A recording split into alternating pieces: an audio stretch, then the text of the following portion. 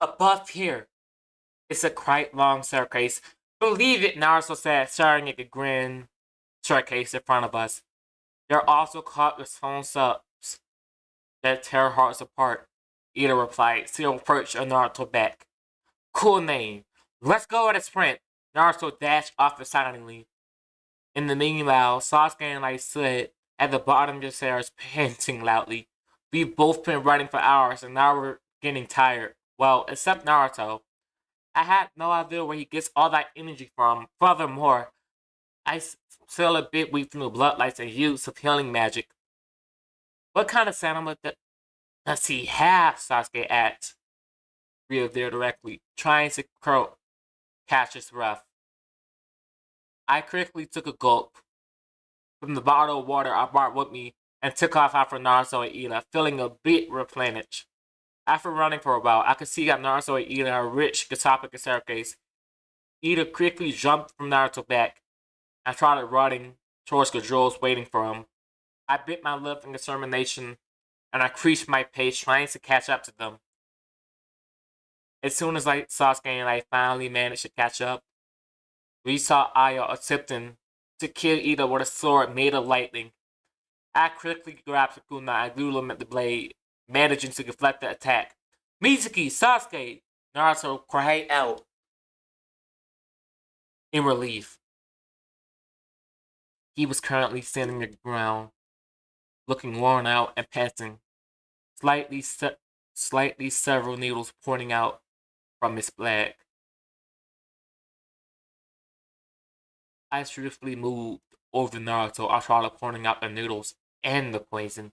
Rest, Naruto. I'll beat this guy. Sasuke smirked determiningly. You can't beat me, Aya scoffed. No matter how many people show up. Me, Io Rusuki, the rain drone who possessed the blades of the Thunder God. Is that so? Interesting. Sasuke activated his Sharingan, eyes blazing, and formed a Chidori, the blade of thunder, and my Chidori. Let's test which is better. Sasuke swarmed towards Io, his Chidori clashing with Io blade. His Chidori froze, but Sasuke, without flattering for even a second, grabbed the kunai and clashed weapons again. Sparks flew as his kunai came in contact with the crackling blade. The room was a tree. True, the survivor of a village, honorable Uchiha clan, is just a good-for-nothing kid.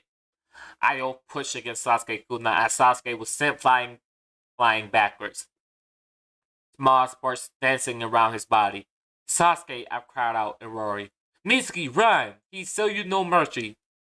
No matter who the person is, everyone will be killed. Ida yelled at me. No way! We'll protect you, no matter what. I promised that, didn't I? Trust us, I replied, slowly taking my hands away from Naruto, standing up and shaking slightly in exhaustion.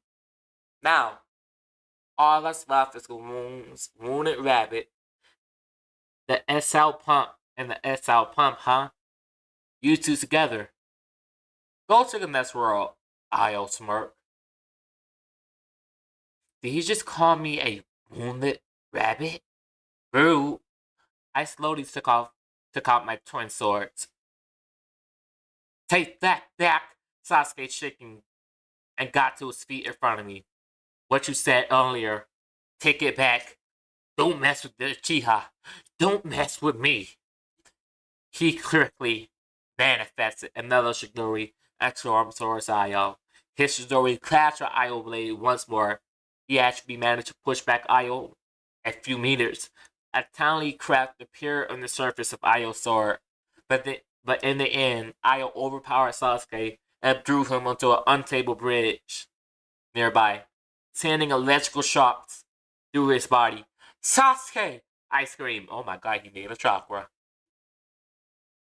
I charged my sword, lightning dodged towards Io, and weapons clashing multiple times. A fast-paced genjutsu battle in the end. He was stronger once, and he pushed me to the next unconscious. Sasuke, the wounded bridge wobbling uncertainly. Oh, how could the ocean must be? Io muttered slowly as slashing one of the remaining ropes holding up the bridge, sending Sasuke and I tumbling down into the ocean. Just before we hit the water, I managed to grab Sasuke's hand and conjure a small shield made of water to break our fall. We hit water with a big splash. My shield broke, causing us to fall into the cold ocean water. I drew Sasuke's arm around my neck and tried to swim towards the surface, using a bit of magic to make us go faster. I slowly and painfully pulled us out of the water onto a small beach at the bottom of the cliff. I laid Sasuke down on the shore and used the last of my remaining bit of magic to heal most of his wounds. After a few minutes of healing Sasuke, I noticed Ayo falling into the water some distance away from us. Naruto and Ida stringing over the cliff. Mizuki, are you okay? Naruto yelled, revealed at the sight of us. He'd be fine. Go and win the race, I shouted back. I'll come right back after the race to help you. He waved and dashed off. I let out a heavy sigh, the blue glow around my hand slowly fading away. I felt my eyelids growing heavily as I collapsed next to Sasuke. The winner, Ida of the Wasabi family. The crowd went wild and I clapped tiredly. Just after Ida, who won the race, Naruto came back with some of the other villagers, forced us to pass out. We were taken to a small hospital. I woke up a few hours later. Today was an official victory ceremony. Wait a second, and random man interrupted on the way here. Ida rolled in the back of a hired ninja. This is a violation of the rules. Therefore, Ida is disqualified. The winner is Fusaku of the Wasabi Washigira family. I ordered the Wasabi family dissolved immediately. Just a minute. There is no trust rule anywhere. Do not speak on nonsense. Another random man who appeared to hold some power interrupted. Or perhaps you have a reason for wanting the Wachigari to win at all costs. Could it be because you're not able to do things like this? The man pulled out a picture that we couldn't see from where we were standing. Retire and enter the monastery. Yet, yes, my lord. This man bowed down in respect. Kirill Wachigari. The man now turned to look at another man of word. Word of your evil deeds have reached my ear as well. Your sins against the people of Bachelor report are severe. Therefore, the Wachigari family is to be dissolved as of today. Kuro recently bowed at the crowd and let out another wind chill.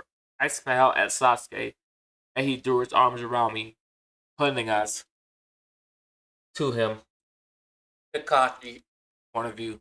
I proudly tiptoed into Mizuki's room with a big blue birthday cake in my hands. My eyes softened when I saw that she was still sleeping. Her white hair spiraled around her head, and a soft halo and a soft smile lingered on her lips. It was how I only knew this girl for a few months, but cared so much for her. I softly placed the cake on her bedside table and gently shook her awake. Mizuki, wake up. She groaned in protest and curled up in the blankets. I chuckled softly. Come on, it's your birthday. Her eyes slowly opened and looked around me in a daze. Where her eyes settled upon me, she smiled. You actually remembered my birthday? Thanks, Kakashi, she said in a sleepy voice. Of course I did. I grabbed the cake and held it in front of her. Make a wish. She quickly blew out the candles and clasped her hands together and closure in her eyes. After a few seconds, she opened her eyes again. What did you wish for? I asked curiously. I wish for all of us to be happy and stay together forever. Mizuki point of view. After Kakashi, I devoured the cake for breakfast. He handed me a small package wrapped in a pistol green wrapping paper. I carefully took it and unwrapped it. Inside was a blank wooded picture frame containing a black wooded picture frame containing a photo of Team 7 taken a few days ago. I was standing in the middle of the picture. Sasuke had his arms slouched, and Naruto stood on the other side of me, smirking a wacky pose. Behind us stood Kakashi, giving a small wave to the camera. We were all smiling into the camera. I placed it on my bedside table and thanked Kakashi with a big hug. I released him from the hug when I heard the doorbell ring. Kakashi told me to get dressed while he went to the door. I quickly changed into a black high-waist looted shirt and softly blue tops. I put my hair into a ponytail and went downstairs. Kakashi, who is it? As soon as I entered the living room, I saw Sasuke awkwardly standing with a bouquet of roses. A small smile graced his face when he saw me. Happy birthday, Mizuki. He handed me a roses. Thank you. I kissed him softly on the cheek. I quickly placed the roses in a vase, and Sasuke grabbed my hand and pulled me out the door. Where are we going? I questioned. You'll see, he smirked. Sasuke has first taken me shopping on his cost. After that, he took me to a small clearing in the forest where he has to set up a picnic. We surrounding a small lake near the clearing and had great fun. We were now walking hand in hand back home as I still entered the apartment. Naruto jumped up in front of me, yelling surprise, nearly giving me a heart attack. We ate dinner together, and after that, the four of them handed me a present. They all had put their money in together and gave me one collective gift. I unwrapped it and saw a thin golden bracelet. It was solid gold and it had a small gem embedded into it. The letter KNMS. Letters KNMS was engraved between the gems. I put on a massive and the gem shined in the light. It was beautiful. Warmth filled me as I grew huge in gratitude. Best birthday ever. Hey, Shikamaru, you got called here too? I waved a lazy Guinea as he walked in. They called the office. They both had called us over by Tsunade. Shikamaru gave me a lazy grin and sat beside me. I summoned you two here today to congratulate you. Though the training exams were sadly interrupted, many of the higher ups, including the former Okage, was quite impressed by the skills you displayed. This is why I've been decided that the two of you from this day on will be Junin.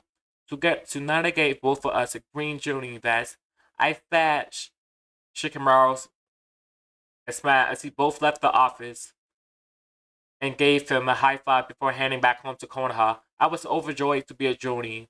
Kakashi, look. I ran into the living room to show my brand new Chunin vest. He congratulated me. Took me to eat lunch at the restaurant to celebrate my promotion. I decided not to wear the vest because it was summer and, in my opinion, it was too hot to wear it. After that, we was called to Tsunade office once more to receive a mission. This mission is a B rank. You'll be escorting our client safely back to his home in the land of waves. Your client was a wealthy man from an important clan. You meet at the gate in a half hour. You're dismissed. We nodded and went back to pack ourselves, and we met up at the gate. Our client was a 20-year-old man with brown hair and green eyes. He was dressed in designer red and gold and a gold kimono. He greeted us kindly and introduced us as Akira Goya, the eldest son of an influential and extremely wealthy family. After introductions, we took ourselves in the village. Little did we know, it would be our last mission together.